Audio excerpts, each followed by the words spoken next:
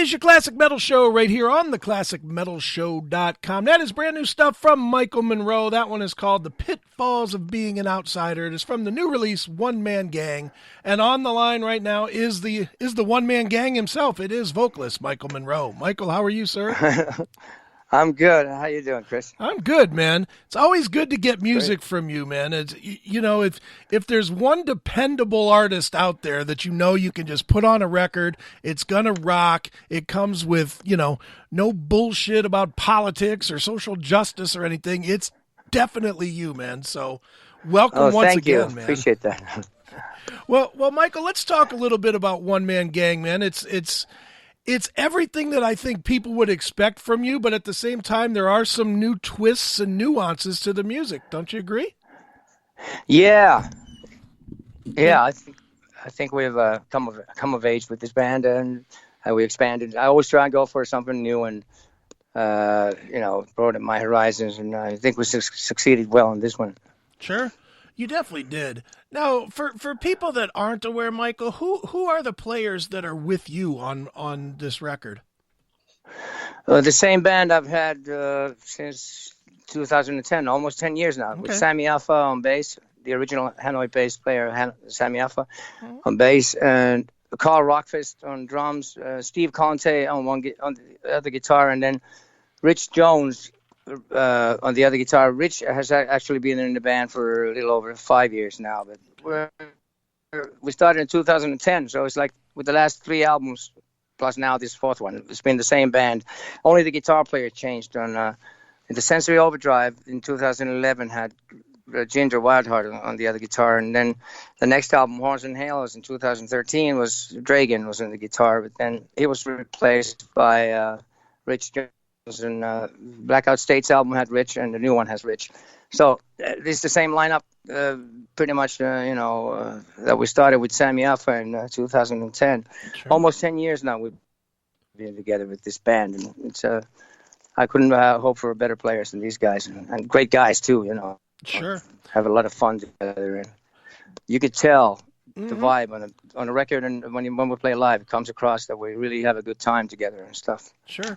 Does having a stable lineup like you've had now, does that help you in the creative, part of it, because you kind of know what these guys do and you don't have to guess if they can match what you're thinking when you're writing? Yeah, I encourage everyone to write as much as possible and because there's a lot of talent and a lot of creative energy in this band. So I don't want to stifle it. Quite the opposite. I've gotten these people around me. I like to have good guys in the band and have it's important. It really is like a band, even though it's called Michael Monroe. Hence the name One Man Gang also. Right. And everybody's free to write, and we choose the best songs on the album, because luckily I don't have an ego, or I'm not a control freak so it's easy for me to, just allow everyone the space to be as creative as possible, and we choose the best songs for the album regardless of who wrote them. So this is really a band situation, and really love having these guys around me. It's a really strong unit. Absolutely. It's a really positive vibe. Mm-hmm. Definitely, man. And it really is. If for anybody that listens to One Man Gang, the record itself, it's just kind of a, it's got that throwback element to just straight up rock and roll, which is so missing today. I have to imagine for you, somebody that came up in the heyday of rock, you've got to be looking around at what's going on in rock music these days and going, Jesus, what the hell happened to the business I was a part of? Yeah, you're right. It's actually, but the problem is that music has no business in the music business anymore. Exactly. Yeah, that's too bad. I mean, it's that's one of the reasons it's hard to get to play in the States, and because even for American bands, I mean, big names even have problems with the situation being what it is, and have to make package tours and stuff. And for me, it's unfortunately also very hard to get to play there, because you lose too much money, and sure. I'm not in a position to do what I'd like to do, is tour all over the world. Sure. But we're still doing this, so I'm going to keep doing this regardless. What am I going to do? Just try and keep doing what I do and try and get better at it, and try to expand my fame the best I can. Right. You know. Yeah. Somehow I don't picture you doing well sitting in a cubicle doing tech support or something. Yeah, certainly not. That's why, yeah, exactly. That's why I've chosen to do what I do. Yeah. Sure. I'm still happy as long as I can create good new stuff, new material that's really stuff that gets better. And most people say that the last few albums I've recorded have been some of the best work of my whole career. And that's really nice to hear. Sure. I'd rather be in that position than making a record just as an excuse to go on the road and maybe play one song of it, and then the rest of it would be old stuff, you know. Right. So I'm happy to be in this position, and it's rewarding when you accomplish something that you absolutely have to do, and it's good. Mm-hmm. Yeah. Sure. Well, let's talk about a couple of the songs on the record, Michael. The one sure. song that I really like is I like the song "Last Train to Tokyo," which obviously you've always had success in Japan, but it's always seemed like you've had a real love for the Japanese and for Japan itself. Is that indeed the case? I mean, do you really have like a special place for Japan? Yeah. Yeah, in Japan, I've always had a great, warm relationship with them ever since 1983 when we played there with Hanoi originally the first time. And as Michael Monroe, I was even bigger. And they're really so passionate about rock and roll and about music, and it's an incredible vibe at the shows. It's really, really nice and positive. And the way they're brought up, the people there are really very considerate and polite and nice, and just the mentality is such that a really special relationship I've had throughout the years. And the song is not super deep lyrically, but it's like a tribute to them and to good rock and roll. Plus they still sell CDs, physical product, like CDs and vinyl there. And just wanted to that song sort of came about as a like a tribute to the Japanese people in the audiences there, and also about rock and roll. Really, they do. It's really exceptional the way they're very sincere and genuine about everything. And so yeah, that was like a homage to Japan. Sure. Isn't it? I was living in Korea with the military in the mid '80s, right around the time of Hanoi. And that whatnot. Sounds heavy. And I used to, but I used to take flights over to Japan because all the concerts stopped in Japan. And what's interesting is how different the concert environment is now versus then, because back then, and you probably remember this, a lot of people don't. But back in those early to mid 80s, when you would see a show in Japan, everybody would like sit in their chairs and they were all, calm, and they'd give you like the polite clapping and whatnot, maybe stand up at the end of the show. But it's really turned into, quite a raucous thing when you play in Japan. Yeah, they go much crazier these days. But in the past, they were like there were all kinds of rules, and they didn't dare to stand up and stuff. I think they were just told not to get too rowdy, and they really held themselves back. And but there were situations where I remember, there was a good reason for. But in '89, when I played at the Tokyo Dome, and I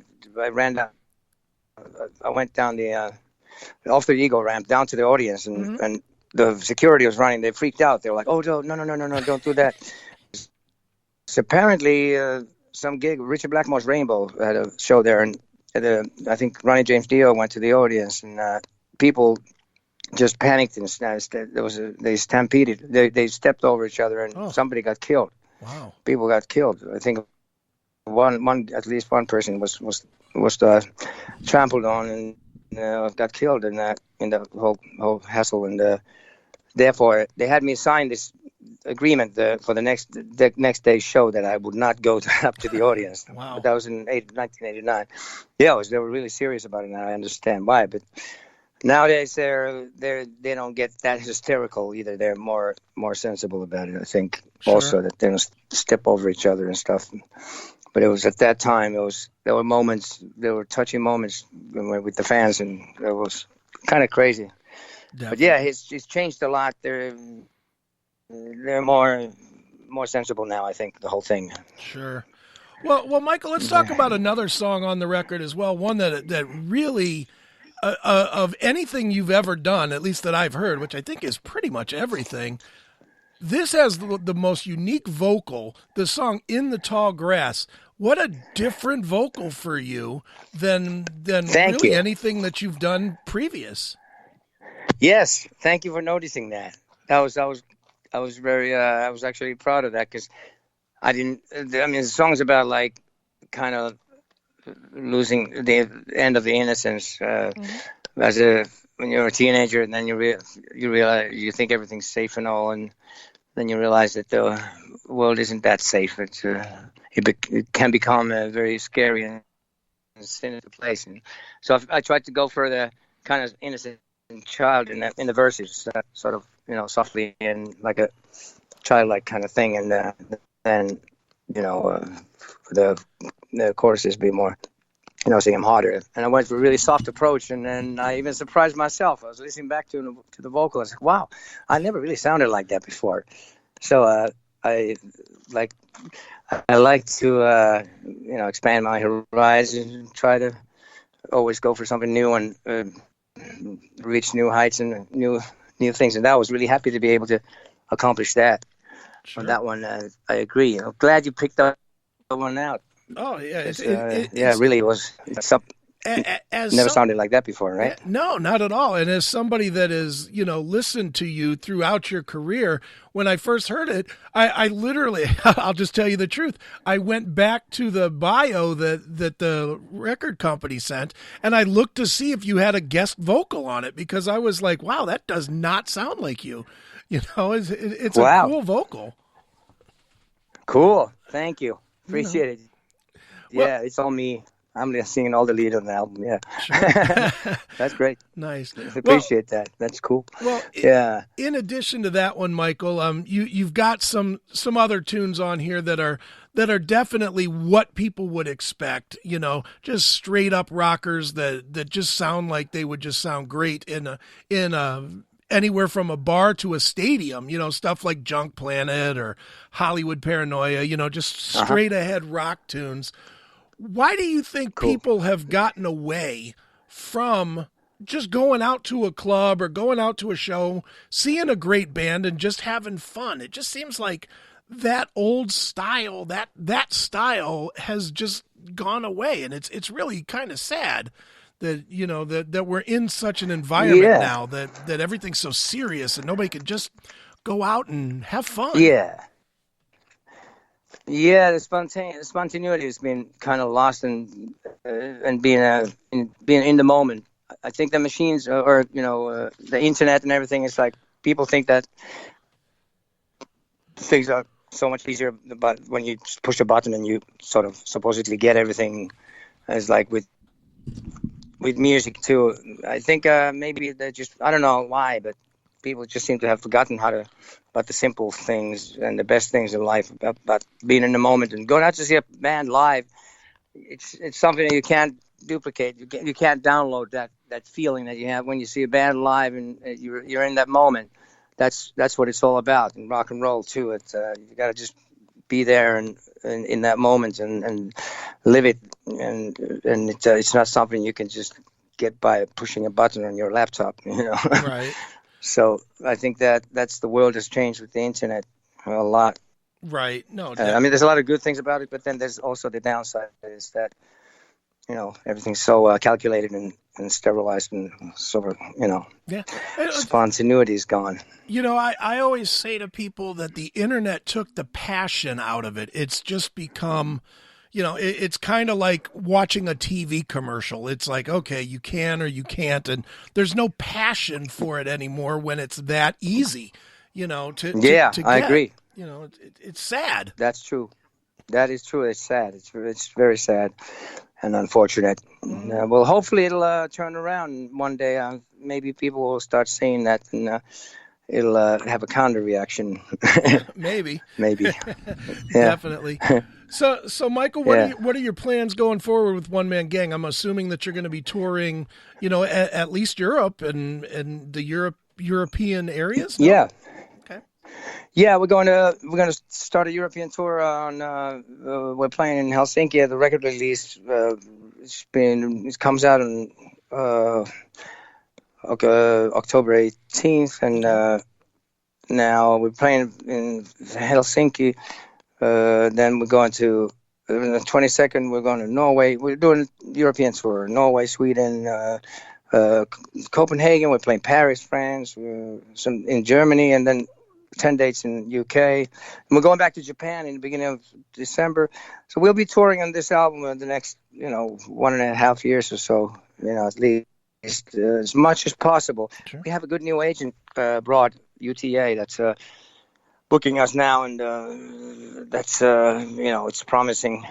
The only thing is that Central Europe, it's funny that Hanoi Rocks never really, in the Hanoi Rocks, early 80s, we never really played there that much. For some reason, we just went to these weird places like India and Israel and Bangkok, and at least we played in Japan. But it's like strange that we never played in Italy or France or Spain. Only a couple of gigs in Germany. That's only the biggest market in the whole Europe. So right. So I even in Europe, I had to kind of start It's like starting over, Mm-hmm. But we have a good agent now, and I hope that We'll keep touring as much as possible on this record. It's a good record, and it's got a lot of life in it. So, absolutely, yeah, keep on doing what we're doing, and trying to expand our fame. Like sure, exactly. Well, Michael, you mentioned Hanoi Rocks there, and I just have one question, and I'm not trying to get into a whole thing, but I'm sure you saw or are aware of the Dirt movie that Motley Crue put out, and I don't want to get into a whole thing about it. But as a fan, it was very disappointing how casually they represented Razzle's accident. Were you disappointed with that, or did you just not even bother watching it, or? I haven't seen a movie. I'm not interested at all. I haven't seen it. I haven't read the book, or I'm not in general. I was never really interested in that band musically, or in any way. So. I really don't know how I've heard that what you just said. I've heard similar kinds of reactions from people, but it's really not my thing. So yeah, fair enough. Really, I haven't seen the movie. I have no intention of seeing it. Right. Just not interested. And I don't blame you. And believe me, after seeing it, you don't want to see it. It's just so right. It was insulting that they took obviously an amazingly tragic thing and just reduced it to 30 seconds and okay, well that's over and now we're on to this. It was like, wait a minute, that wow. As a fan of both bands, I was like, wait a minute, this was a pretty shaking thing in the 80s. I was like, whoa. But, certainly destroyed a lot of people's lives. It did. I've never blamed anybody. You can't blame anybody for an accident, but just a lot of people's lives were shattered. Mm-hmm. As well as these, the two teenagers who got paralyzed, right. In the accident. That I've heard that there was no mention of them either, and their families, and must be. But is what it's a really it's a depressing subject, and it's always like opening a can of worms, and all the fans of theirs will go, oh yeah. Well, yeah. All this whole conversation. Well, everyone's an expert nowadays in the internet, with their fake names and stuff, and I just don't want to get into all that. No. It's kind of like it's just useless. So, my comment is no comment really. Fair enough, man. Well, dude, let's why don't we wrap this one up with a song from the new record? The new record is called One Man Gang. It is Michael Monroe. It's a great record that I suggest everybody go out and get. And Michael, why don't you pick a song from the record and maybe tell us a quick story about it to wrap the interview up? Well, have you played One Man Gang yet? We can, sure. Yeah, well, that's pretty self-explanatory. Mostly tongue-in-cheek, but it's there's a line in the chorus that everybody's pissing on their own parade. It's about people who vote for things like Brexit and Trump, and then they wonder why everything's screwed up. And it's I'm walking on water, but I know a trick or two. Jesus Walked on Water. I don't know that trick, but I got a couple of tricks up my sleeve of my own. And running on the PMA is like running a positive mental attitude. That's what keeps me going. Try to concentrate on the positive and PMA, running on that PMA. And I'm a one-man gang. I've also been known to be a nice bunch of guys. So, and therefore, the title, also my band is called Michael Monroe, and we're 5 guys in this band. So that's that about that song. All right. Hopefully you'll like it. All right. It's a Little Richard kind of rocker, fast-faced and in your face. And, all right. Well, let's put it in their face right now. If you want to play that one. Yeah, we'll do it right now. Let's play it Great. right now. It is One Man Gang. It is Michael Monroe right here on your Classic Metal Show.